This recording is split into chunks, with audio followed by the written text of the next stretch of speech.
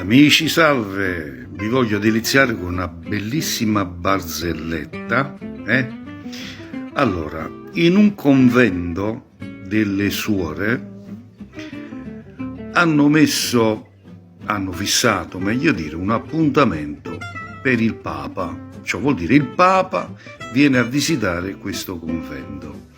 In questo convento c'hanno un bel pappagallo che lo addestrano talmente bene per la venuta del Papa, che il pappagallo l'hanno talmente addestrato con due spaghi attaccati, una alla coscia, alla gamba destra e una alla gamba sinistra.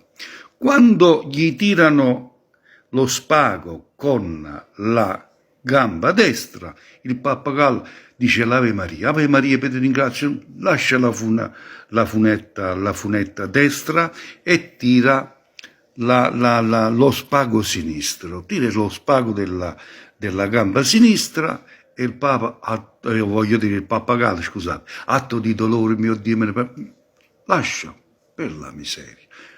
Gamba destra, tira la gamba destra, Ave Maria, tira la gamba sinistra, atto di dolore. Perfetto. Il pappagallo tutto addestrato, si mette in posa, arriva il giorno della visita del Papa. Dopo aver visitato tutto il convento, il Papa soddisfatto si trova davanti a questo bellissimo pappagallo. Dice: quanto è bello, cosa fa questo pappagallo? Dice: provate. Tirate la corda destra della gamba destra, la tira la gamba destra, Ave Maria, Petre che grazie, il pappagallo dice tutta l'Ave Maria.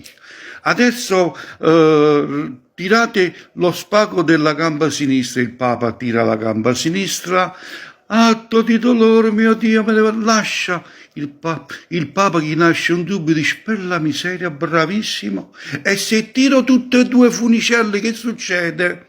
E il pappagallo risponde: mi mantengo, faccio cazzaropa.